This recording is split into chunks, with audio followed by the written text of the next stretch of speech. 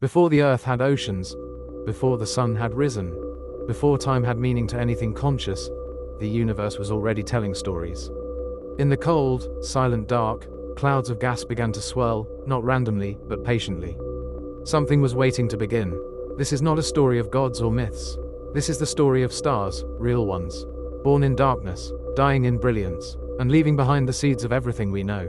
You're about to witness the life cycle of light itself, a calm journey across billions of years, told in the quiet voice of the cosmos. If you find wonder in the distant and the deep, if calm curiosity is your favorite kind of noise, then settle in. Subscribe, and let the stars tell you their stories. Like the video if you feel the light reach you. Welcome to the Sleepless Atom. In the vastness of the universe, beyond the stars you know, beyond the reach of most telescopes, lie regions of space that are neither truly dark nor bright. They are clouds, enormous, ancient, drifting slowly across the spiral arms of galaxies. These are the birthplaces of stars, known to us as nebulae. They do not shimmer like stars. They do not blaze like suns. Instead, they glow faintly, like the soft memory of something forgotten. Stretching across hundreds of light years, these clouds are made mostly of hydrogen gas, with whispers of helium, carbon, oxygen, and traces of dust. Their beauty is subtle, painted in purples and deep blues, greens and soft pinks, though our eyes could not see them that way in person. Their grandeur is quiet, their scale, beyond comprehension. Inside these clouds, gravity waits. It has always waited. Within the nebulae, nothing is still. Though it seems quiet, the gas inside flows in turbulent rivers. Here and there, tiny fluctuations arise, regions ever so slightly denser than their surroundings. Perhaps a nearby supernova has stirred the cloud. Perhaps it is nothing more than time and the restless balancing act of pressure and pull. Regardless of cause, these denser regions begin to collapse under their own weight. The process is slow, unimaginably slow, taking hundreds of thousands to millions of years. But as these clumps of gas condense, something happens. Heat builds. Energy is trapped in the tightening spiral of mass, and a dull warmth radiates from within. You cannot stand beside this forming light. It has no surface, no clear shape, but you might feel the subtle pressure, the growing tension in the space around you. These collapsing clumps become protostars, embryonic stars not yet ignited. They are chaotic, swirling bodies of gas, gathering matter from their surroundings, growing heavier, denser, hotter.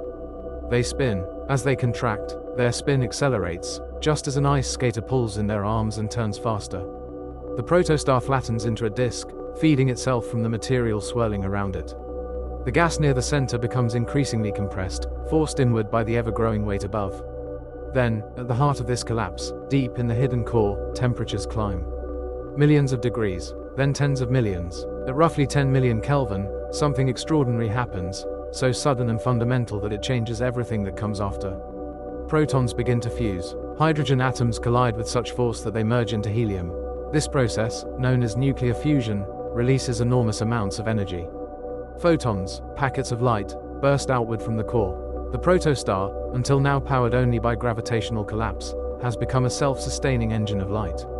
A star is born. From this point forward, the newborn star enters a phase of life that will last for billions of years. The energy from fusion pushes outward, counteracting the pull of gravity.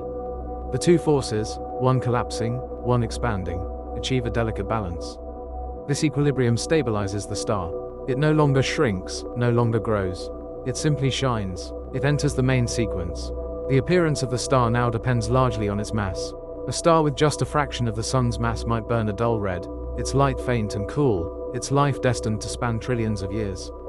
A star many times more massive than the sun blazes hot and blue, burning through its fuel quickly, with ferocity and brightness, but destined for a much shorter existence. Mass is destiny, but before all of that, the color, the brightness, the length of life, there was only a cloud. A whisper of gas, a dance of dust. The universe forms its greatest works from the simplest of ingredients. Just hydrogen, just time, just gravity, and yet from these come all the stars we see, and all the atoms within us. Our own sun was born in such a cloud. Roughly 4.6 billion years ago, in a region of space long since faded, a similar collapse occurred. The sun's formation likely triggered the births of hundreds, perhaps thousands, of sibling stars. Some may still shine in the galaxy today. Others may have already died. Our solar system was sculpted from the leftover debris of that collapse, forming planets, moons, asteroids, and, eventually, us. It is a strange thing to consider. That the warmth on your skin on a summer afternoon comes from a process ignited in a collapsing ball of gas, nearly 5 billion years ago. That light takes 8 minutes to reach you, yet its origin stretches across eons. And stranger still, that the very material of your body, your bones, your blood, your breath, was once part of that same cloud. Every atom heavier than helium was forged in a previous generation of stars. The carbon in your DNA, the oxygen in your lungs, the iron in your hemoglobin, all born in the nuclear furnaces of long-dead stars, then scattered into space by supernovae, then drawn back together in the cloud that formed our sun, then swept into the formation of Earth, then shaped into you. You are a continuation of that same process, a link in an unbroken chain of stellar birth and rebirth. That is the quiet miracle of star formation. It is not only the creation of distant lights in the sky, it is the first page of a story that leads, slowly and patiently, to life. So when you look at images of the Orion Nebula, or gaze at a telescope's capture of the pillars of creation, you are not just looking at art or science. You are looking at memory. You are looking at origin. You are seeing what it might have looked like before your star was born, before your atoms had a name, and all of this, from nothing more than dust, time, and gravity. The cosmos does not rush. It has no deadline. It does not worry about meaning or success. It simply becomes. And in these stellar nurseries, cold and gentle and vast, the future is always become. In the earliest chapters of a star's life, it is not yet a star. It is a question, a possibility, a whisper of fire in the cold void, a protostar. The protostar exists in an in-between state, more than a gas cloud, but not yet a shining sun.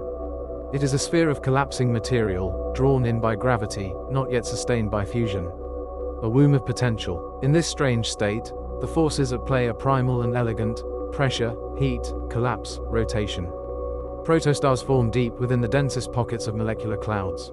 These regions are hidden, opaque to visible light, cloaked in dust that absorbs and scatters the photons trying to escape. To peer into them, astronomers use infrared and radio telescopes, instruments that can trace the warmth of creation. At the center of a forming protostar, matter falls inward from all directions. It brings with it not only mass, but angular momentum. As the mass collapses, it must conserve that momentum, and so the spinning begins. Faster and faster, the infalling gas accelerates, flattening into a wide, rotating disk around the growing core. This accretion disk becomes a central feature of early star systems. From it, not only the star but also planets, moons, asteroids, and comets may eventually form. Inside the growing core, the weight of accumulating matter generates intense heat. Temperatures rise to millions of degrees. Pressure builds. The gas behaves strangely, becoming a dense plasma where electrons are stripped from atoms. The center becomes a furnace under pressure, but still, no fusion. Not yet. The protostar shines dimly, but this light is merely the glow of compression, not of combustion. Over time, hundreds of thousands, sometimes millions of years, the infall of gas begins to slow. The core becomes increasingly opaque. Light created by heating cannot escape easily. It is absorbed, scattered, reabsorbed, bouncing around inside the protostar in a long, chaotic journey before reaching the surface. This process, called radiative diffusion, causes the outer layers to puff outward slightly. The protostar grows in volume, even as its heart becomes ever more compressed. At this stage, the structure of the forming star is not in equilibrium. Gravity continues to pull inward, and thermal pressure pushes outward, but they have not yet found balance. The protostar is unstable. It fluctuates, it shifts, it pulses. Sometimes, it throws off excess material in brief bursts of energy. These protostellar jets, ejected along the poles of the disk, can stretch across light years, carving lanes through the surrounding gas. They are among the most beautiful structures in astronomy, narrow streams of ionized gas glowing against the darkness, illuminated by the force of becoming. Eventually, deep in the core, the moment arrives. The temperature reaches 10 million Kelvin. At this point, hydrogen atoms, the simplest and most abundant atoms in the universe, begin to overcome their natural repulsion and fuse into helium. This process, called nuclear fusion, releases vast amounts of energy in the form of light and heat. For the first time, the star is no longer simply compressing. It is now producing energy from within. This energy pushes outward against the force of gravity. A balance forms. The push and pull become equal. The contraction halts. The star stabilizes. This is the birth of a main sequence star. From the outside, this transformation might seem invisible. The star was glowing before, it is glowing now. But inside, everything has changed. A main sequence star is in hydrostatic equilibrium. The pressure from fusion balances the weight of the star's layers pressing inward. This balance is remarkably stable. It can persist for billions, even trillions, of years. The length of time a star spends on the main sequence depends entirely on one variable: mass. Stars of lower mass burn their fuel slowly. They are dim, cool, and long-lived. The smallest of these, red dwarfs, may live for trillions of years, longer than the universe itself has existed so far. Their fires burn low, but steady. In contrast, massive stars blaze with fury. They are blue-white in color, intensely hot, and incredibly bright. But they consume their hydrogen in just a few million years, a cosmic blink of an eye. Their lives are short, dramatic, and often violent.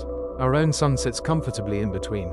It is a G-type main sequence star, with a lifespan of roughly 10 billion years. It is currently about halfway through that life. Its core is a quiet inferno, steadily fusing hydrogen into helium. Each second, it converts 600 million tons of hydrogen into helium, releasing energy in the form of photons that travel outward, eventually reaching us as sunlight. It is humbling to consider that every ray of sunlight, every warm touch on your skin, every shaft of light through the trees, began in a hydrogen nucleus at the center of the sun, undergoing fusion in darkness, emerging only after hundreds of thousands of years bouncing through plasma before finally bursting free into space. The journey of a single photon is long and patient. It reminds us that even the most radiant things begin buried. A star on the main sequence is defined by its color, luminosity, and temperature, all of which relate directly to its mass. Small stars, less than half the sun's mass, shine red or orange. Their temperatures hover around 2,500 to 3,500 Kelvin. They are faint and cool, barely visible to the naked eye from afar. Medium stars, like our sun, are yellow-white. Their surface temperature is around 5,700 Kelvin. They are stable and bright, the backbone of galaxies. Large stars, several times the mass of the sun, glow blue-white. Their surfaces can exceed 20,000 Kelvin. They burn with astonishing brightness, often outshining thousands of smaller stars combined. Color is more than appearance. It is a measure of life. The bluer the star, the hotter and shorter lived it is. The redder, the cooler and more enduring. There is a silent poetry to this, that the brightest flames fade the fastest. That endurance belongs not to the dazzling, but to the quiet. As these stars burn, they create new elements. Though hydrogen fuses into helium during the main sequence, in the more massive stars, additional processes begin as the hydrogen depletes. Helium fuses into carbon and oxygen. Heavier elements form in layers, like an onion, deep within the star. But this comes later. For now, the main sequence is a time of quiet power. The star shines steadily, outward across the darkness, lighting its solar system, perhaps nurturing life on orbiting worlds. It holds its shape, resists change, maintains balance. It is the stellar equivalent of adulthood, the long, stable middle of life. Some stars remain in this phase for billions upon billions of years. Others exit it quickly, but for all stars, this time eventually ends. Fuel runs low, the balance begins to falter. When hydrogen in the core becomes scarce, gravity begins to win again. The core contracts, temperatures rise, a new phase begins, but that is for another time. For now, the star lives. It breathes light. It pulses with time. It glows. It is alive in the truest cosmic sense. And in that light, even from thousands of light years away, we can trace the story of its birth. The spinning disk, the collapse, the ignition, the balance. Every twinkling star you've ever seen was once a silent cloud. And now, it burns. There is a truth whispered in every star's first breath, a cosmic law older than time itself. Mass is destiny. From the moment a star is born, its fate is sealed, not by prophecy, but by physics. A single variable, its mass, dictates every beat of its future. How hot it will burn, how long it will live, and how it will die. The universe does not favor symmetry. Most stars are not like our sun.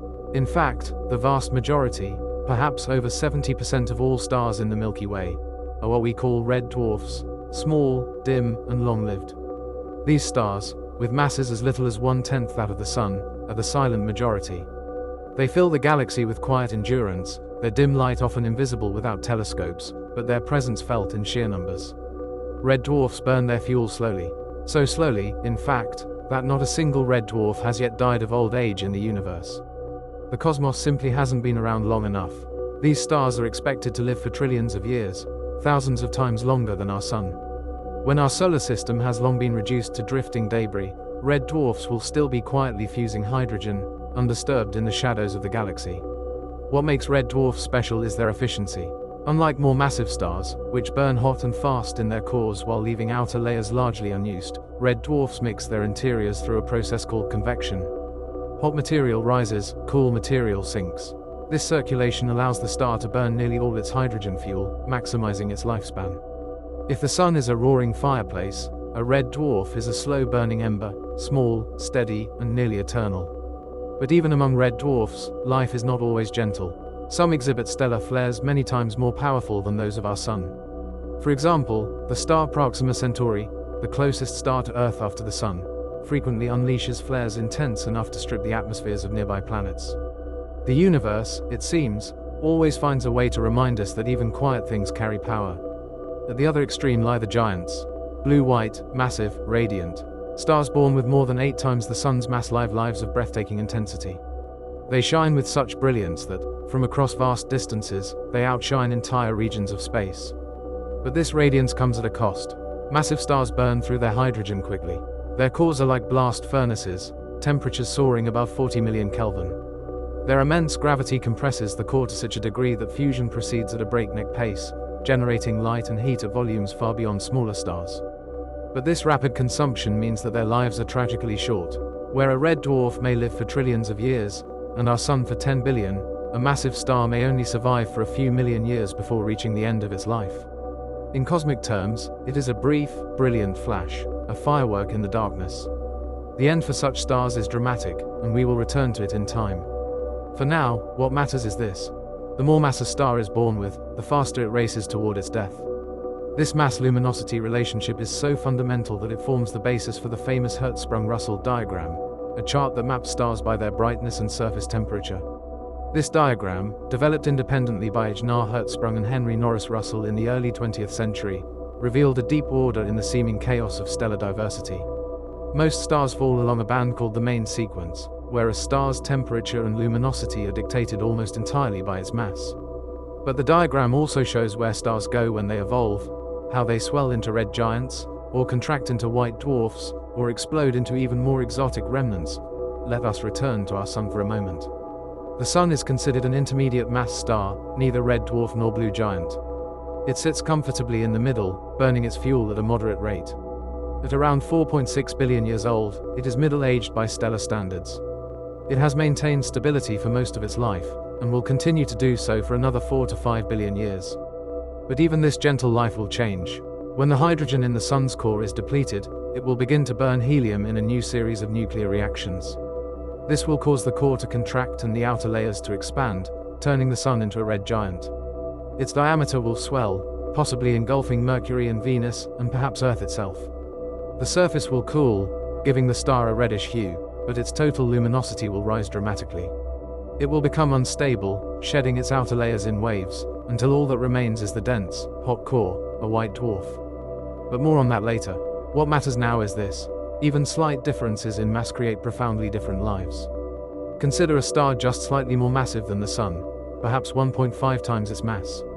This small difference means a significantly hotter core, a much higher fusion rate, and a lifespan cut in half. These stars become subgiants sooner, grow into red giants more quickly, and move off the main sequence in less than 5 billion years. Now consider a star with 10 times the Sun's mass. Its lifetime shrinks to just tens of millions of years, and instead of ending as a white dwarf, it will explode in a supernova, leaving behind either a neutron star or a black hole, two of the most extreme objects in existence. One variable, mass, that's all it takes. In recent decades, astronomers have begun mapping these relationships in exquisite detail, using massive datasets collected by missions like Gaia, which tracks the positions, motions, and characteristics of over 1 billion stars in our galaxy. This data has revealed patterns that were once hidden, showing how stars of different masses form, evolve, cluster, and die. In a 2020 paper published in the Astrophysical Journal, researchers noted that stellar mass also influences a star's metallicity, that is, how much of its material is made of elements heavier than helium. These elements, often called metals in astronomy, play a crucial role in everything from stellar evolution to planet formation. Stars born in earlier epochs of the universe, shortly after the Big Bang, have low metallicity. They are composed mostly of hydrogen and helium, the original elements formed in the early universe. Newer stars, like the Sun, contain more metals, having formed from material enriched by earlier generations of stars. This matters because higher metallicity stars tend to form more complex planetary systems. The heavy elements, carbon, oxygen, silicon, iron, are the building blocks of rocky planets. In a very real sense, the mass and composition of a star can shape the destiny of its solar system. Which brings us back to red dwarfs. Though small and dim, red dwarfs often possess high metallicity and long lifespans, traits that make them intriguing targets in the search for extraterrestrial life. Their planets, if they exist, may enjoy stable conditions for billions of years. But their flare activity and tidal locking, where one side of a planet always faces the star, complicate the habitability picture. And yet, these stars persist. They are the future of the galaxy. When all the massive stars have died, when even stars like our Sun have faded away, the red dwarfs will remain. For trillions of years, they will quietly light the darkness, the last witnesses to a universe growing old. They are not the stars we notice, but they are the stars that endure. The universe tells its stories in light and time. A massive star tells its story quickly, burning bright, living fast, dying young. A red dwarf whispers its tale slowly, century after century, era after era. And somewhere in the middle, stars like our Sun walk the balance. In their differences, we find a deep truth. There is no one way to be a star. There are only different ways to shine. There is a star at the center of our lives. We do not often think of it that way. It is simply there, rising each day, warming our skin, casting light across oceans, valleys, and cities. We do not hear it. We do not feel its surface. But without it, life as we know it would vanish in an instant. This is the story of our Sun. It is not the largest star, not the brightest, not the oldest, but it is ours, close enough to shape our every moment, far enough to be only partially understood. And it is a star like any other. It has a birth, it has a life, and one day, it will have an end. The middle of a life, our Sun, is classified as a G-type main sequence star, or more casually, a yellow dwarf. It has a surface temperature of about 5,778 Kelvin, a diameter of about 1.39 million kilometers, and a mass over 330,000 times that of Earth. And it is, by stellar standards, comfortably average. What sets it apart for us is its nearness, about 93 million miles away, close enough to dominate our sky. Close enough to sculpt the seasons, guide the winds, and nurture life. But the Sun is not young. It formed approximately 4.6 billion years ago in a molecular cloud of gas and dust that once spanned a part of what would become the Orion arm of the Milky Way. A nearby supernova may have triggered the collapse of that cloud. That single event, violent and distant, may be what led to your heartbeat now. As the solar nebula collapsed, the Sun formed at the center, while debris spun into orbit around it. From that debris came the planets, Jupiter, Saturn, Earth, and all the rest. In those early years, the Sun was less stable, more volatile. It spun faster. It emitted powerful solar winds, streams of charged particles that shaped and stripped the young planetary atmospheres. Over time, it matured. Today, the Sun is halfway through the main sequence phase of its life, an age of balance, when hydrogen in its core fuses into helium in a steady, controlled process. This balance, between gravity pulling inward and radiation pushing outward, creates a condition known as hydrostatic equilibrium. This balance is the quiet miracle we live beneath. It will not last forever. What happens when the fuel runs low? Fusion is the lifeblood of the star. But it is not eternal. In the core of the Sun, hydrogen is being steadily consumed. Every second, 600 million tons of hydrogen are converted into 596 million tons of helium. The missing 4 million tons are converted into energy according to Einstein's famous equation, E equals mc squared. This energy escapes the Sun in all directions, bathing the solar system in warmth and light. Over time, the helium builds up in the core, and the supply of hydrogen dwindles. As the hydrogen runs low, about 5 billion years from now, the balance begins to shift. The core will begin to contract under the force of gravity. As it contracts, it heats up. The outer layers of the Sun, now unsupported by radiation pressure, will begin to expand. This expansion will cause the Sun's radius to increase dramatically, over 100 times its current size. It will become a red giant. The red giant phase. In the red giant phase, the Sun's outer envelope will balloon outward. Mercury and Venus will almost certainly be consumed. The fate of Earth is less clear. Some models suggest that Earth will be engulfed. Others propose it will narrowly escape but be roasted into a dead, barren rock. Either way, the conditions for life will be long gone. The surface temperature of the Sun will actually decrease during this expansion, giving it a reddish hue. but the total luminosity will increase by several thousand%. The sun will become a terrifying giant, dim-colored but unimaginably large and bright. Inside, the core, now compressed and heated, will reach new thresholds. When temperatures pass 100 million Kelvin, helium fusion begins. Helium atoms fuse to form carbon and oxygen, producing a brief but powerful burst of energy in what astronomers call the helium flash. This stage is short-lived by comparison, only a few 100 million years. The sun's life is accelerating toward its end. Quoting the cosmos, astrophysicist Carl Sagan once said, "We are made of star stuff. We are a way for the cosmos to know itself." This is not a metaphor. It is a literal truth. The sun, even now, is forging the elements that may one day become part of future worlds, future lives. When the red giant sheds its outer layers, it will release much of this material back into space, seeding the galaxy once again. The process is ancient. It has happened to stars before our sun, and it will happen to stars long after. Physicist Kip Thorne, co-author of Gravitation, reflected, "Stars may be born in chaos, but they die with purpose. In their death throes, they create the ingredients of complexity, the roots of life." The sun, then, is not just our light. It is part of a lineage of stellar life, a great generational cycle of birth, fusion, and release. The planetary nebula and white dwarf, as the sun exhausts its helium, fusion will slow and eventually stop. The outer layers, no longer supported, will be blown away into space, creating a glowing shell of gas known as a planetary nebula. Despite the name, planetary nebulae have nothing to do with planets. The term originated in the 18th century, when early astronomers using primitive telescopes observed these glowing orbs and mistook them for planet-like objects. The nebula will glow faintly for tens of thousands of years, lit from within by the remnant star core. And at the center, what remains is a white dwarf. A white dwarf is the final form of our sun. It will be a carbon-oxygen sphere, roughly the size of Earth, but with a mass about half that of the sun. Its density is extreme. A teaspoon of white dwarf material would weigh several tons. White dwarfs no longer produce energy.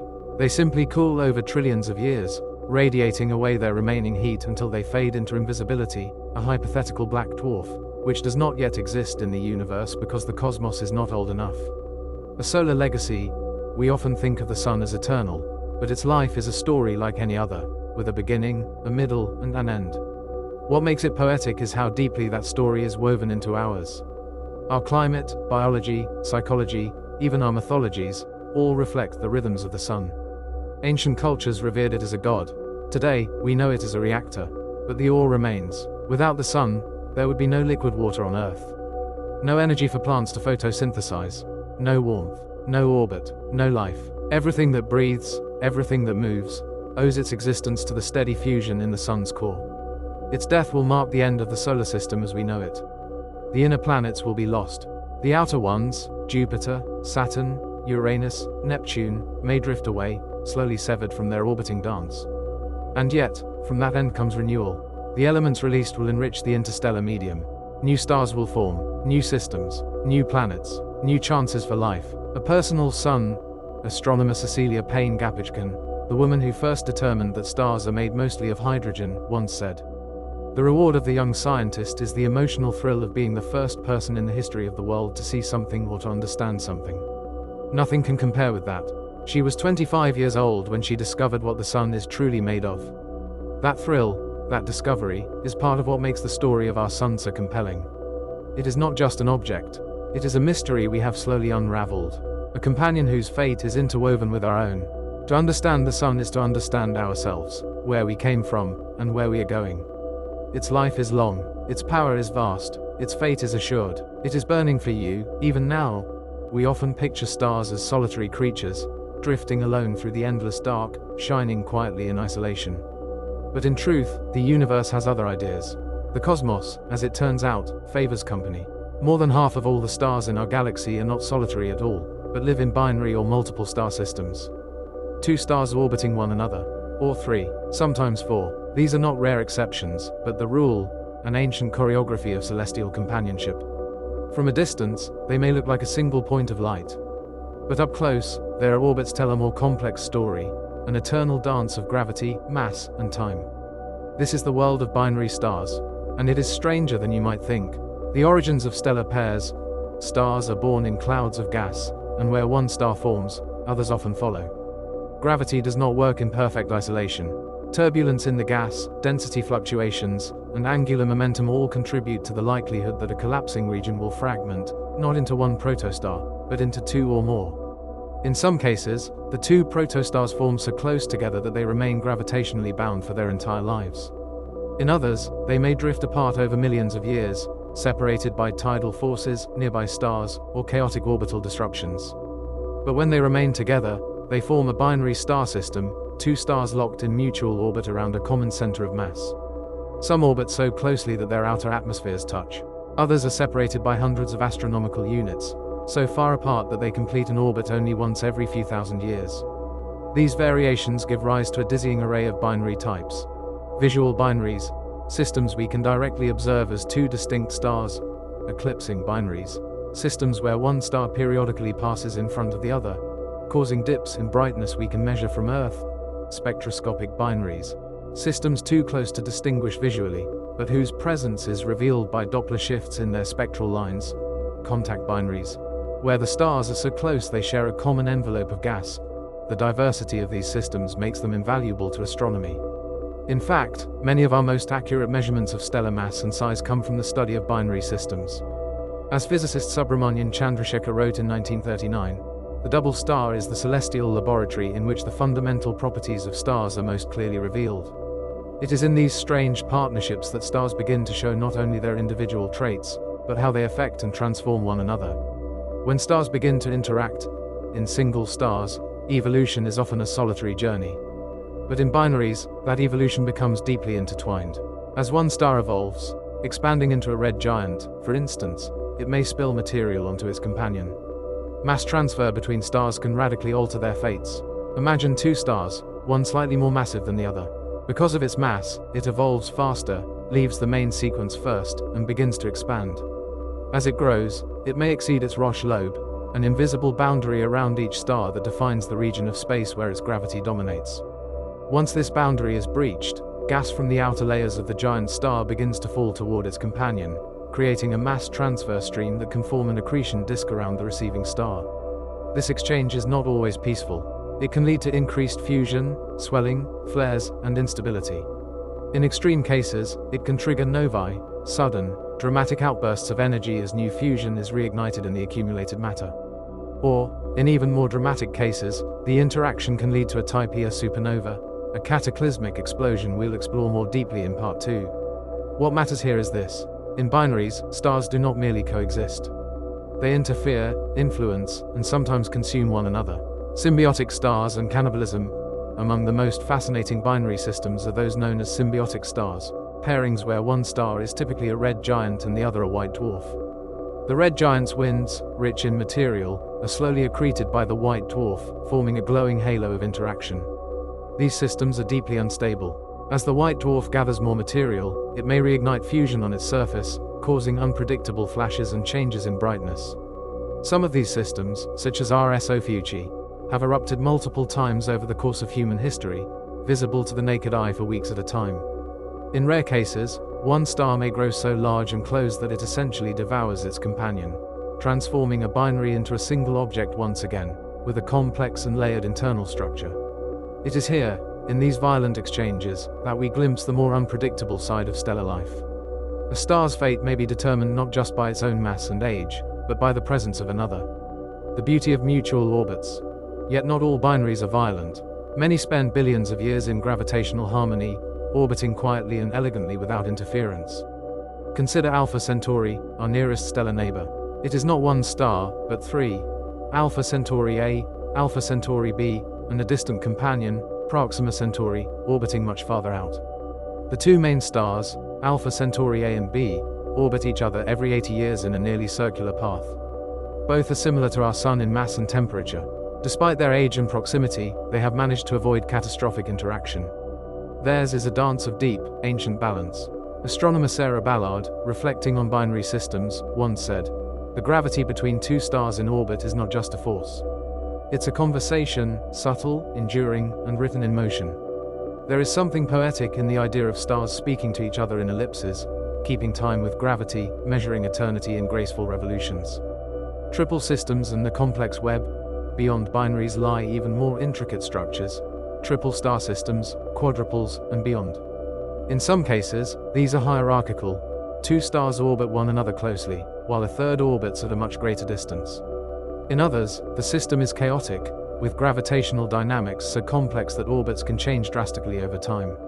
Such systems are less stable over cosmic timescales, and may eventually eject one or more members, leaving behind solitary or binary survivors. But in the meantime, they create breathtaking orbital symmetries and instabilities. Some scientists believe that our own Sun may have formed in a stellar nursery with a companion star, possibly a wide binary that was lost in the early turbulence of solar system formation. This hypothetical sibling, sometimes nicknamed Nemesis, was once proposed as a cause of periodic mass extinctions on Earth, though the evidence remains unconfirmed. Still, the idea is tantalizing, that our Sun may not have always been alone. That somewhere, far away, a star just like ours was born from the same cloud, and still burns today. Lessons from binary stars. Binary stars challenge the notion of individuality in the cosmos. They remind us that gravity connects not just masses, but destinies. They show us how stars can change one another, through tidal forces, radiation, mass transfer, or mutual collapse. In some binaries, both stars may die and leave behind neutron stars or black holes, locked in a final, dark orbit that ends in a gravitational wave-producing merger. These events, detected for the first time in 2015 by the LIGO Observatory, are among the most dramatic in all of physics. A billion years after the collision, we feel the faint ripple. 2 stars, 1 partnership, an echo across time. As we look up at the night sky, we rarely see stars as they are. They are too distant, too complex, too interwoven. Some of the stars you see are double lights, orbiting unseen.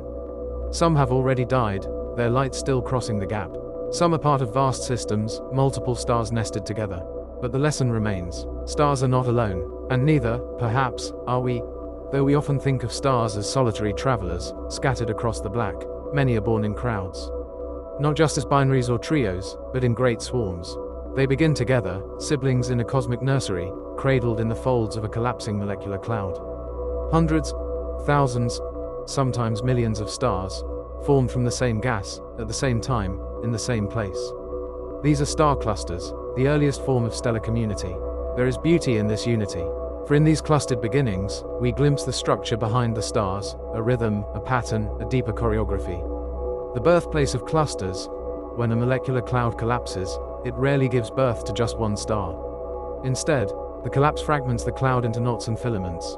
Each of these fragments can form a protostar, and many of them do. These young stars emerge within the same dense envelope, feeding from shared gas, affected by each other's gravity, shaped by one another's radiation. The result is a stellar cluster, a compact group of stars, all newborn, all hot and young. Some of these clusters are loose and temporary, 1,000 stars that drift apart over millions of years. Others are dense and ancient, bound so tightly by gravity that they persist for billions of years. Astronomers classify clusters into 2 main categories: open clusters and globular clusters. Open clusters, the fleeting families. Open clusters are groups of a few dozen to a few thousand stars, loosely held together by gravity. They are usually young, just a few million to a few 100 million years old. Their stars are scattered across the spiral arms of galaxies, often still embedded in remnants of the gas that birthed them. One of the most famous open clusters is the Pleiades, also known as the Seven Sisters. Visible to the naked eye, it contains more than 1,000 stars, though only the brightest are easily seen. These stars are less than 150 million years old, infants, by stellar standards. Open clusters are vulnerable. Because their gravitational bonds are weak, they are easily disrupted by tidal forces from nearby stars, gas clouds, or galactic rotation. Over time, they disperse. Their stars go their separate ways, joining the sea of the galactic field. Their common origin is forgotten, hidden. But for a while, millions of years, they travel together. Their motions echo the shape of the cloud that formed them. Their light blends in the night sky. Their unity holds, and in that, they mirror something deeply human. Globular clusters, the ancient cities of stars. Globular clusters are different. They are enormous spheres of stars, tens of thousands, sometimes millions of stars packed into a region just a few dozen light years across. The density is so high that, in the core of a globular cluster, stars can be separated by less than a light year, 10 to 100 times closer than in the region of space surrounding our Sun. These clusters are ancient, some over 12 billion years old. They are among the oldest structures in the universe, formed when galaxies themselves were young. Our Milky Way hosts over 150 globular clusters, each one orbiting the galactic core in a vast halo, far above and below the galactic plane. To peer into a globular cluster is to look back in time. Their stars are metal poor, formed before heavy elements were common. They are stable, long-lived, and mostly small, red dwarfs and sun-like stars burning slowly for eternity. In a globular cluster, stellar evolution takes on a communal shape. The stars are influenced by one another, their paths bent by shared gravity. Over billions of years, these clusters become spherical, symmetric, compact. They are cities of stars, holding together even as their outer stars slowly evaporate away. Galactic architecture, spirals and spheres. Beyond the clusters, stars belong to even greater structures, galaxies. Galaxies are not just containers for stars. They are ecosystems, shaped by rotation, dark matter, gravity, and collisions. They are the bones of the universe's visible structure, rivers of stars stretching across the void. Our home, the Milky Way, is a spiral galaxy, with a dense central bulge and wide arms curling outward. Most stars, including our Sun, reside in these arms, orbiting the galactic center in a grand spiral dance. Each orbit takes about 225 to 250 million years. Since the Sun's formation, it has only circled the galaxy about 20 times. The spiral arms are not rigid structures. They are waves, regions of higher density that move through the galactic disk, compressing gas and triggering star formation as they go. As stars form in these waves, they are born into patterns, rings, spirals, streams. Over time, the pattern fades. The stars drift apart, becoming part of the general population. But the arms remain, carving the sky like fingerprints, persistent across epochs. Streams, shells, and the ghosts of clusters. Not all clusters vanish silently. Some leave behind tidal streams, long, arcing trails of stars stretched across the sky. These form when globular clusters are slowly pulled apart by galactic tides. The stars are stripped away, one by one, leaving behind a faint ribbon of light. The Sagittarius stream, for example, is the remnant of a dwarf galaxy currently being absorbed by the Milky Way. As it falls inward, its stars are scattered across the halo, forming a flowing arc that spans hundreds of thousands of light years. Other clusters leave behind shells or rings, spherical waves of stars and gas, echoing the violence of a merger or collision. These features reveal the dynamic nature of galaxies, their ability to consume, reshape, and grow. Galaxies are not static, they change, they devour, they evolve, and the stars inside them carry the scars and the memories of that evolution. Why clusters matter? Star clusters are not just curiosities, they are tools. They help us measure distance, map the shape of our galaxy, and trace its evolution. Because the stars in a cluster are the same age and composition, they serve as a stellar laboratory, allowing astronomers to test models of stellar evolution, fusion, and supernova timing. They also help us understand dark matter. The motions of stars in clusters, especially globular clusters near the galactic halo, offer clues to the unseen mass that holds galaxies together. The gravitational dance of clusters is subtly shaped by forces we cannot yet fully observe. As astrophysicist Vera Rubin, pioneer of dark matter studies, once said, "What we see in the stars is just the surface. Beneath that surface, something massive moves, shaping the very fabric of galaxies." In this way, clusters are not just luminous. They are revealing. The thread of pattern. To look at clusters, spirals, and streams is to see that the universe is not random. It is structured, woven, alive with pattern. Stars are born in groups. They orbit in systems. They flow in spirals. They fall in streams. They form great rivers across galaxies and are themselves gathered into clusters of light. The loneliness of space is only an illusion. For everywhere we look, we find connection. There comes a moment in the life of every star, quiet at first, barely perceptible, when the balance begins to fail. The equilibrium between gravity and fusion, held steady for billions of years, starts to shift. The hydrogen in the star's core, so abundant in its youth, has now been mostly consumed. What remains is a hot, dense shell of helium, inert and growing. And in the center of the star, gravity begins to win again. The star begins to die. But this is not an abrupt ending, not an explosion or collapse. Instead, it is the beginning of a transformation, a swelling, burning rebirth that marks the next chapter in a star's journey. This is the red giant phase. When the core begins to contract, as the hydrogen in the core is depleted, fusion slows. Hydrogen continues to fuse in a thin shell surrounding the now helium-rich core, but the core itself can no longer produce energy. With nothing pushing outward, gravity begins to compress it, and as it compresses, it heats.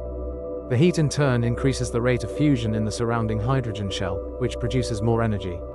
But instead of stabilizing the star, this extra energy causes the outer layers to expand. And expand. The star begins to swell outward, like a balloon heated from within. Over millions of years, its radius increases by a factor of 100 or more. For a star like our Sun, this means its outer edge will reach past Mercury, past Venus, and possibly engulf Earth. At the same time, its surface temperature cools, dropping from nearly 6,000 Kelvin to around 3,000. This cooler surface gives the star a reddish hue, and so it becomes a red giant, massive, luminous, colder on the surface, but hotter at its core than ever before. Inside the heart of the red giant, while the outer layers expand into space, the star's interior becomes a crucible. The core, made primarily of helium, is compressed to an extraordinary density. Yet, despite temperatures climbing into the hundreds of millions of degrees, fusion still cannot resume.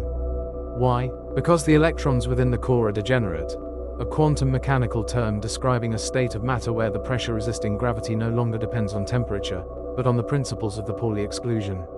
In simple terms, electrons resist being squeezed into the same quantum states. This electron degeneracy pressure keeps the core from collapsing further. It also creates a situation of extraordinary suspense. The temperature rises, but the core does not expand to relieve it. The heat builds, silently. No feedback, no release. Until the temperature reaches around 100 million Kelvin. Then, suddenly, the helium nuclei begin to fuse. This reaction, helium fusing into carbon via the triple alpha process, is exponentially sensitive to temperature. Once it starts, it explodes. Not in the way a supernova does, but in a brief, runaway thermonuclear ignition called the helium flash. The ascent on the Hertzsprung-Russell diagram, on a graph of stellar brightness and temperature, the Hertzsprung-Russell diagram, a red giant climbs high and to the right. It becomes brighter, but cooler, moving away from the main sequence toward the giant branch. For a while, it holds here, balanced once again. The helium burning phase can last around 100 million years. During this time, the star appears swollen, cooler, and ruddy. But its luminosity is many times what it was before. On Earth, this stage would be catastrophic. The increased solar radiation would bake the oceans, strip the atmosphere, and render the surface uninhabitable. Life, if it still existed, would be forced underground or into artificial sanctuaries. Eventually, even these would fail. Losing the outer layers, the red giant's atmosphere is tenuous, a puffed-up shell barely held in place. Over time, this atmosphere begins to drift away, carried off by stellar winds. These winds are slow, but persistent, carrying away mass at a steady pace. For every 1,000 years, a small fraction of the star's envelope is lost. Over millions of years, this adds up. What remains behind is a bare core, surrounded by an ever-expanding cloud of expelled gas. We are now witnessing the formation of a planetary nebula, a glowing, drifting shell of ionized gas, lit by the intense ultraviolet radiation from the dying core. The name, planetary nebula, is a historical misnomer. Early astronomers thought these glowing disks resembled planets through their telescopes. In truth, they are the fading size of red giants, the final breath before the core is left behind. The Ring Nebula, the Helix Nebula, and the Cat's Eye Nebula are all planetary nebulae, beautiful and haunting, each one a silent elegy to a star once vibrant and full of life. The quiet power of red giants. Despite their dying nature, red giants are creative forces. The fusion of helium produces carbon, the backbone of organic chemistry, and oxygen, essential for life as we know it. These elements, once trapped in the core, are eventually scattered into space, becoming part of future stars, planets, and perhaps even life. As astrophysicist Martin Rees once said, the atoms in our bodies were cooked in the hearts of stars. We're all nuclear waste from the burning of hydrogen. A red giant is not just a dying star, it is a forge, a source of the building blocks of life, a contributor to the long, slow enrichment of the galaxy. Its death is not an end, but a gift. Echoes of our future. One day, our sun will become a red giant. The oceans will boil, the skies will redden. The moon, if still in orbit, will glow brightly as it reflects the bloated face of the dying sun. Earth may be swallowed. If not, it will be scorched and silent. But long before that final moment, long before the actual expansion, the seeds of transformation will have been sown in the sun's core. Even now, with every fusion reaction, every photon emitted, the sun inches closer to that inevitable shift. And yet, there is no need to fear. This future lies billions of years ahead. For now, the sun remains steady, familiar, life-giving. Its red giant phase, when it comes, will be a profound and beautiful act of transformation. A shedding of layers, a release of memory, a return of matter to the stars. There is a silence that comes before certain endings. Not the absence of sound, but a stillness, as if the air holds its breath, as if the stars themselves are waiting. In the lives of massive stars, this moment arrives in the final million years. A short chapter in a long story, a fleeting calm before an irreversible fall. This is the prelude to collapse. The star, once vibrant and burning steadily on the main sequence, is now something far more complex. It has swelled into a supergiant. Its interior is layered, stratified like the rings of a tree, each shell engaged in its own desperate form of fusion. It is beautiful and doomed, a core like an onion. In a star several times more massive than the sun, the end does not come quietly. After the hydrogen is depleted, the core contracts and heats, just as it does in smaller stars.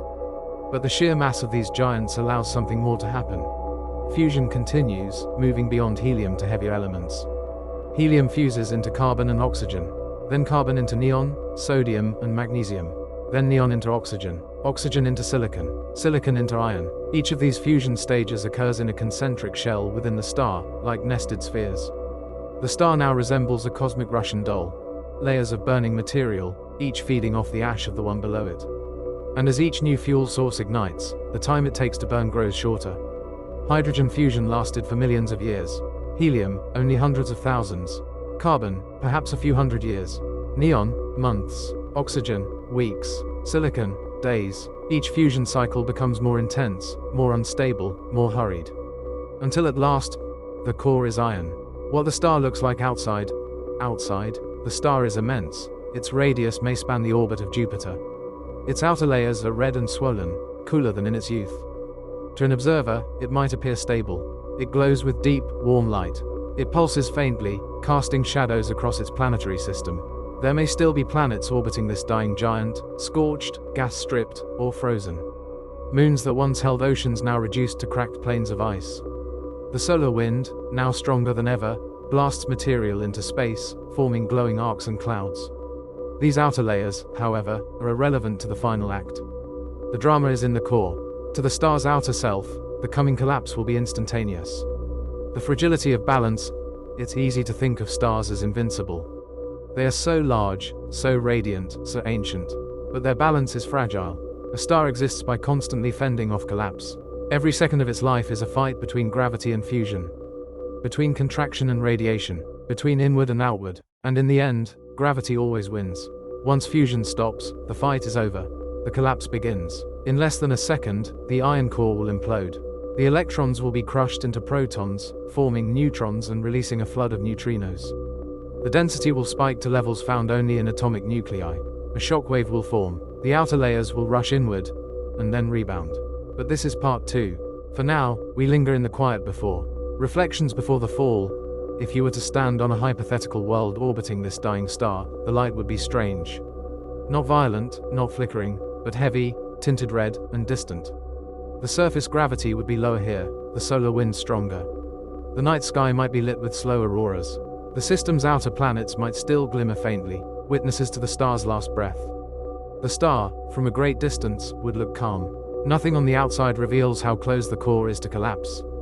That is the tragedy, and the poetry, of this phase. Everything is about to change, and everything seems the same. A brief, blinding flash. Supernovae are rare, but not silent. The last observed in the Milky Way was in 1604. But in distant galaxies, they happen frequently. Flashes of temporary brilliance recorded in deep sky surveys. When a supernova goes off, the outer layers of the star are hurled into space at thousands of kilometers per second. The light can be so intense that it becomes visible during the day. Ancient Chinese and Arabic astronomers recorded these guest stars, appearing where no star had been seen before. The energy released in a few seconds rivals the total energy output of the Sun over its entire 10 billion year lifespan. In that brightness is not destruction, but creation. The forge of the heavy elements. Before the supernova, fusion had created elements up to iron. But iron cannot fuse further. It costs energy rather than releasing it. But the supernova changes the rules. The incredible temperatures and pressures of the explosion allow for the creation of heavier elements: gold, uranium, platinum, iodine. elements essential to complex chemistry, to technology, to biology, the gold in your ring, the iodine in your thyroid, the uranium powering reactors, all of it, created in the instant of a star's death. This process is known as the R process, or rapid neutron capture. It happens in a matter of seconds as atomic nuclei capture neutrons in the chaos of the blast, forming nuclei heavier than anything that could be made in the star's life. As physicist David Arnott wrote, a supernova is a cosmic crucible, where the raw ingredients of life are created in the furnace of death. The neutrino burst. In 1987, a supernova exploded in the nearby Large Magellanic Cloud, a satellite galaxy of the Milky Way. Designated SN 1987A, it was the brightest supernova seen in nearly 400 years. But something else happened too. 3 different neutrino observatories on Earth, Kamiokande in Japan, IMB in the US, and Baksan in the USSR, all detected a sudden burst of neutrinos. For the first time in history, humanity had felt the ghost particles of a dying star, nearly 20 events in total, seen hours before the light from the supernova reached Earth. It confirmed what theory had long predicted. Most of the energy of a core collapse supernova is carried away not by light, but by neutrinos, elusive particles that barely interact with matter at all. They pass through entire planets, entire stars, entire galaxies. They pass through you, as you read this. The remnants, nebulae and memory, after the explosion, the wreckage of the star spreads outward. What remains is often a supernova remnant, a glowing, expanding shell of gas and dust, rich in newly forged elements. These remnants can last for tens of thousands of years, slowly cooling, spreading, and mingling with the interstellar medium. One of the most famous is the Crab Nebula, the remnant of a supernova recorded by Chinese astronomers in 1054. At its center is a pulsar, a spinning neutron star, the collapsed core of the original star. The nebula glows with energy, its filaments still racing outward. It is death, it is memory, it is future. From death, rebirth, supernovae are not the end of the story. They are the moment in which the star passes its energy and elements to the next generation. They seed the galaxy. They create new nebulae, from which new stars form. These stars will carry the carbon, oxygen, and iron created in their ancestors. Around them, planets may form. And on those planets, perhaps life. Perhaps us. As astrophysicist Carl Sagan said, we are made of star stuff. But perhaps even more specifically, we are made of supernova stuff. Without these stellar deaths, the universe would be a cold collection of hydrogen and helium. No iron, no calcium, no DNA. Every one of us is connected to a star that died. Long ago, far away. The silence that follows, the explosion fades.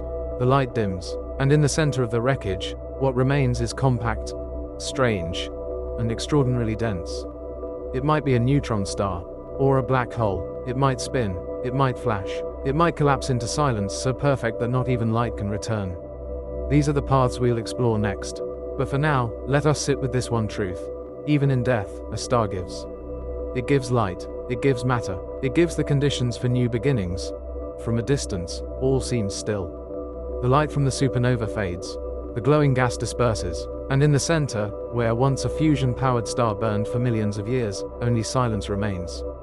But this silence is deceptive. The heart of the star, having survived its own collapse, has become something altogether new. No longer made of atoms as we know them, no longer bound by familiar forms, it has become a neutron star. An object so dense, so strange, so extreme, that the laws of physics must bend around it. A teaspoon of its material would weigh billions of tons. It is the smallest thing that can still be called a star, and the densest matter in the visible universe. What is a neutron star? When a massive star dies, its core collapses. If the remaining mass is between about 1.4 and 3 times that of our Sun, the electrons and protons in the core are crushed together, forming neutrons. This new object is supported not by the pressure of heat or light, but by neutron degeneracy pressure, a quantum mechanical force that prevents neutrons from occupying the same state. This pressure halts the collapse, barely. What's left behind is a sphere only about 20 kilometers wide. Imagine a city-sized object, with the mass of the Sun, spinning rapidly, with a magnetic field 1 trillion times stronger than Earth's. This is a neutron star. It is the end state of matter pushed to its limit. The spin and the pulse, neutron stars do not emerge quietly. Many are born spinning, rapidly. As the progenitor star collapses, conservation of angular momentum increases the rotation speed. Like a figure skater pulling in their arms, the neutron star spins faster as it contracts. Some rotate hundreds of times per second. These are known as pulsars. Their magnetic fields focus beams of radiation, X-rays, radio waves, even visible light, that sweep through space like lighthouse beams. If these beams cross Earth, we detect them as regular pulses of light. Hence the name, pulsar, short for pulsating star. In 1967, Jocelyn Bell Burnell, a young radio astronomer, discovered the first pulsar. The signals were so regular, so precise, that she and her colleagues briefly wondered if they might be artificial. The signals were labeled LGM1, Little Green Men. But the truth was even more profound. They had discovered the heartbeat of a dead star. The structure beneath the surface, beneath the thin atmosphere of a neutron star lies a surface of nuclear matter, a crust of solid neutrons so dense that it resembles a giant atomic nucleus. Below that crust lies neutron superfluid, a strange state of matter where neutrons flow without resistance, locked in quantum behaviors on macroscopic scales. The core may contain hyperons, exotic particles not normally found outside particle accelerators. There may be quark matter, or even strange matter, whose nature is still unknown. In this collapsed world, time and space are altered. Gravity is so strong that it bends the paths of light. Time slows near its surface. The escape velocity is close to the speed of light. It is not a black hole, but it is close. Magnetism, cosmic storms. Some neutron stars are born with magnetic fields beyond comprehension. These are called magnetars. Their magnetic fields are so powerful that they can distort atomic orbitals, turn vacuum into polarized plasma, and release giant flares that travel across galaxies. In 2004, a magnetar in our Milky Way released a gamma-ray burst so powerful it briefly affected Earth's atmosphere from 50,000 light-years away. And it wasn't even pointed directly at us. These objects are rare, only about 10% of neutron stars, but they are among the most violent in the known universe. Their lives are short, often fading within tens of thousands of years. But in that time, they twist and shatter themselves, releasing flares of energy millions of times more powerful than anything humanity has ever created. The weight of memory. Despite their violence, neutron stars are objects of memory. They carry within them the imprint of the star that came before, its mass, its spin, its magnetic field. Their surfaces are scarred with the echoes of past supernovae. Their pulses are clocks so regular they rival atomic precision. Astronomers use pulsars as galactic GPS beacons, tracking their signals to measure distances, gravitational waves, and even the presence of planets orbiting dead stars.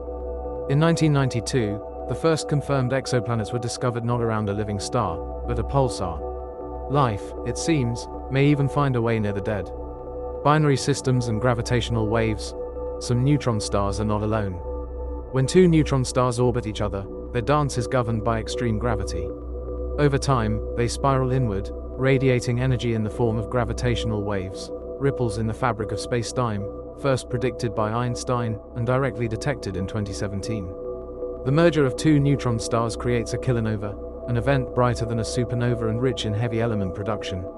In 2017, the detection of gravitational waves from GW170817, followed by a gamma-ray burst and optical signal, marked the dawn of multi-messenger astronomy, a new era where we observe the universe not just in light, but in gravity itself. These mergers tell us how gold is made. They tell us how fast the universe expands. They tell us that death is never silent. The poetry of density. Neutron stars stretch the imagination. They are small enough to walk across in minutes, if you could survive. Yet a single teaspoon of their matter weighs as much as a mountain. They embody paradox, dead yet spinning, collapsed yet resisting, invisible yet broadcasting across the galaxy. And they are, in many ways, the last readable chapter of a star's story. If the core had been more massive, it would not have stopped collapsing. It would have become a black hole. But here, in this balance between pressure and gravity, matter is held on the brink. Not light enough to live, not heavy enough to disappear, just balanced. Neutron stars do not last forever. They cool, they slow, their pulses weaken. Over billions of years, they fade into darkness, their magnetic fields decaying, their spin reduced to silence. But long before that, they serve as beacons, tools, clocks, echoes of the explosive past. They are the bones of stars, shaped by fire and gravity, built from neutrons compressed into a sphere the size of a city, suspended on the edge of time. And for those brief moments, they shine, not in flame, but in precision, in memory, in force. They are not the end, but they are close. At the edge of knowledge lies the black hole. The most mysterious, the most extreme, a star's final form when even neutron degeneracy is not enough to resist gravity. A region of space where matter collapses not into something, but into nothing. Not nothing as in emptiness, but as in unknowability. A place where light cannot escape, where time warps, where space folds. A black hole is not an object. It is an event, a border, a hole in the universe into which everything falls and nothing returns. And yet, the journey there begins the same as any star's death. When collapse has no limit if the core left behind by a dying star is too massive, more than about 3 times the mass of our Sun, no known pressure can halt its collapse. Not electron pressure, not neutron pressure, the collapse continues, unopposed. The mass compresses, the radius shrinks, the gravitational field strengthens, until even photons, the fastest messengers in the universe, are trapped. A boundary forms, the event horizon. This is the point of no return. Once anything, light, matter, time itself, crosses it, it cannot escape. To an outside observer, the star appears frozen in time, its image smeared and red-shifted, never quite disappearing. But to the star itself, if it could feel, it would have collapsed in an instant. A singularity forms at the center, a point of infinite density, a breakdown in the laws of physics. What is a black hole? A black hole is not an ordinary object. It has no surface, no structure, no solid core. It is described entirely by just 3 quantities: mass, spin, electric charge. This is known as the no-hair theorem. Black holes forget everything except these 3 features. Their internal complexity, their history, their atomic makeup is erased. A star with a complex life, fusion, magnetism, planetary systems, becomes a point. This is not science fiction. This is relativity, mathematics, observation. Black holes exist. We have seen their shadows. We have felt their pull. The darkness we can detect despite their name. Black holes are not invisible. Their effects are everywhere. They pull stars into strange orbits. They emit X-rays as they devour matter. They warp light from background galaxies. They merge and ripple spacetime. In 2019, the Event Horizon Telescope captured the first direct image of a black hole's silhouette, the glowing gas around the supermassive black hole at the heart of the galaxy M87. It looked like a ring of fire, a glowing halo of light warped by extreme gravity. The shadow in the center is not the black hole itself, but its event horizon, its silhouette against the bright backdrop of the universe. This image was not a metaphor, it was proof. Time slows and space bends in the presence of a black hole. Time slows. The closer you get to the event horizon, the more time dilates. To a distant observer, clocks near the horizon tick slower and slower. At the horizon, they appear to stop altogether. This is not an illusion. It is general relativity. The intense gravity curves spacetime to such an extreme that time and space exchange roles. Inside the event horizon, all paths lead inward. There is no direction that moves away. To fall into a black hole is to fall into the future, a future that ends at the singularity. As astrophysicist Kip Thorne wrote, a black hole is like a one-way door in the fabric of space-time. The deaths of black holes do not last forever. In 1974, Stephen Hawking proposed that black holes emit radiation due to quantum effects near the event horizon. This Hawking radiation causes the black hole to slowly lose mass. Over unimaginable spans of time, trillions upon trillions of years, a black hole could evaporate entirely. The end of a black hole would be a faint puff of particles, a last whisper of existence. In the far future, long after stars have burned out and galaxies have dispersed, the universe may be a quiet field of slowly vanishing black holes.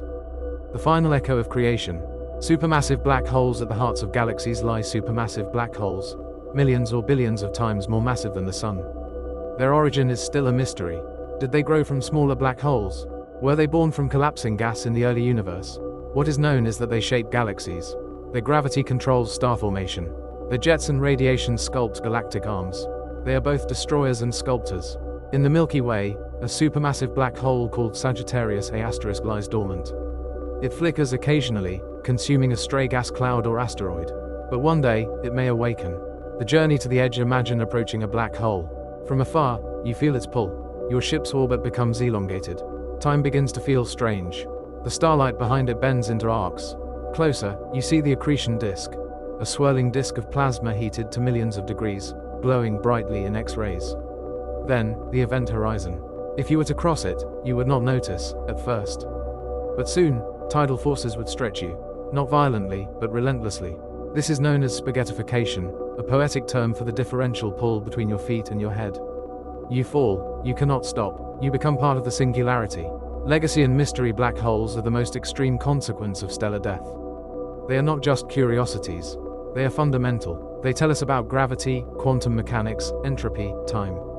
They are the places where our theories break, and they are common. Thousands exist in the Milky Way, millions in other galaxies, each a remnant of a massive star, each a cosmic tombstone, each a door. As Carl Sagan once said, the universe is not required to be in perfect harmony with human ambition. Black holes remind us of that. They do not exist for us, but we can still learn from them. And now, we look ahead. We have followed stars from their birth in clouds of gas to their youth on the main sequence, from red giants to white dwarfs, from fusion to flame out, from collapse to neutron stars, and into the ultimate darkness of black holes. But this is not the end. There is more. What happens after the star dies? Where do its elements go? What role do stellar deaths play in the grand cycles of galaxies? What can these remnants teach us about time, space, and the very structure of the universe? These are the questions we carry with us into part 2.